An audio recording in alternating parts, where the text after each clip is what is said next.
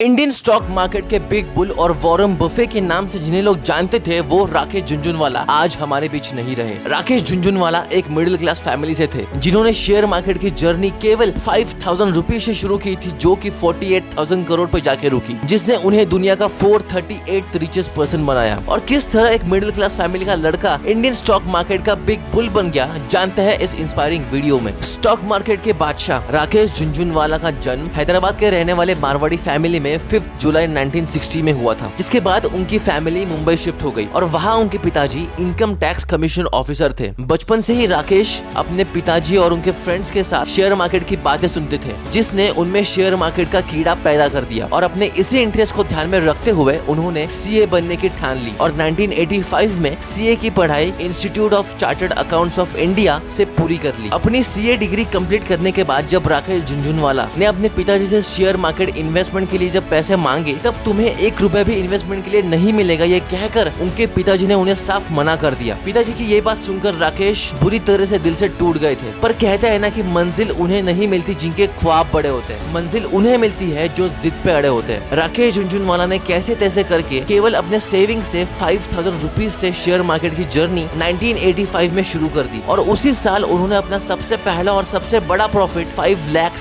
कमा के दिखाया, जो कि उस समय बहुत बड़ी बात थी। जिसके बाद 1986 और 1989 के बीच में राकेश ने अपनी शेयर मार्केट की एक्सपर्टीज नॉलेज के साथ 20 से 25 लाख का प्रॉफिट कमाया। और इस तरह इंडियन बिग बुल की जर्नी 1985 में केवल 5,000 रुपए से शुरू हुई थी, जो कि 48,000 करोड़ पे जाकर थमी। 2021 तक राकेश झुनझुनवाला की सबसे बड़ी इन्वेस्टमेंट थी टाइटन कंपनी में, जो कि लगभग 7,500 करोड़ की थी। राकेश झुनझुनवाला अपने पोर्टफोलियो खुद की asset management firm rare enterprises से मैनेज करते थे। राकेश झुनझुनवाला न केवल एक एक्टिव इन्वेस्टर थे, बल्कि वो मल्टीपल कंपनीज में बोर्ड ऑफ डायरेक्टर भी रह चुके थे, जैसे कि Provogue India limited, top securities India limited, Hungama digital media private limited and etcetera. Recently Rakesh Jhunjhunwala ने खुद की एयरलाइंस फॉर्मर जेट एयरवेज के सीईओ विनय दुबे के साथ मिलकर शुरू की थी, जिसका नाम है अकासा एयरलाइंस। एयरलाइंस शुरू करने का मकसद केवल इतना था कि इंडियन लोगों को एक लो कॉस्ट एयरलाइन जैसा ऑप्शन अवेलेबल करके देना। दोस्तों, ये तो बात थी राकेश झुनझुनवाला की एक मिडिल क्लास फैमिली से एक बिग बुल बनने की जर्नी की। लेकिन इंडियन स्टॉक मार्केट के बिग बुल से हम कौन सी वो इन्वेस्टिंग लेसन सीख कर अपनी फाइनेंशियल लाइफ में इंप्लीमेंट कर सकते हैं, जानते हैं आगे के पॉइंट्स में। First point is by right